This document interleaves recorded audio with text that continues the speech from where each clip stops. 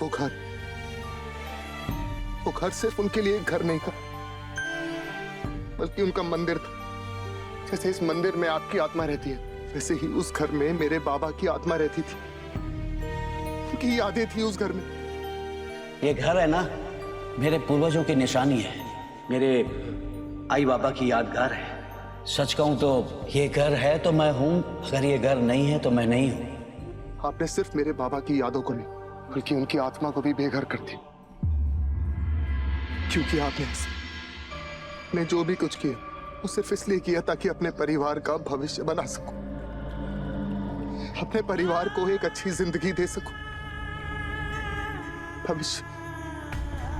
भविष्य की क्या बात कर रहा हूं? मैंने तो उनका आज तक बिगाड़ दी,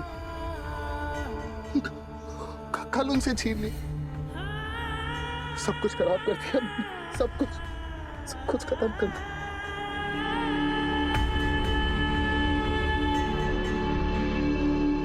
उस औरत ने मेरी इतनी बेइज्जती की, मैंने आपसे कुछ नहीं कहा। उसने मुझे जेल में बंद करवाया, मैंने कुछ नहीं कहा। उसने मुझे पुलिस वालों से पिटवाया, फिर भी मैंने आपसे कुछ नहीं कहा। मेरा करियर कैंसिल कर दिया उसने, मैंने कुछ नहीं कहा।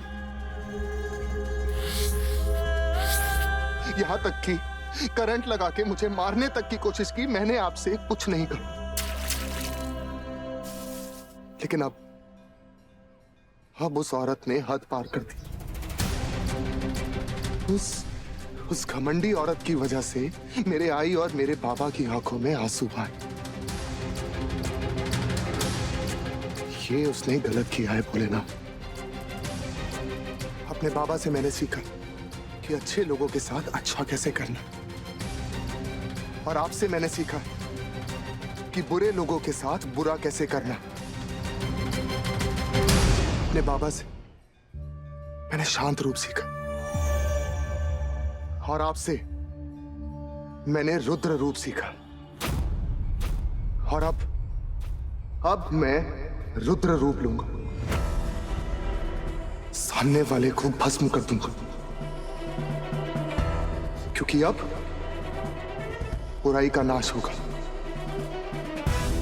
जिसने गलत किया है उसे गलती की सजा देनी होगी, और जिसके साथ गलत हुआ उसे न्याय दिलवाना होगा। मुझे आशीर्वाद दीजिए भोले, कि मैं उस घमंडी औरत का घमंड तोड़ सकूं। जो मुखौटा उसने अपने चेहरे पर पहना हुआ, उस मुखौटे को निकालकर उसकी सच्चाई उसके पूरे परिवार के सामने ला सकूं।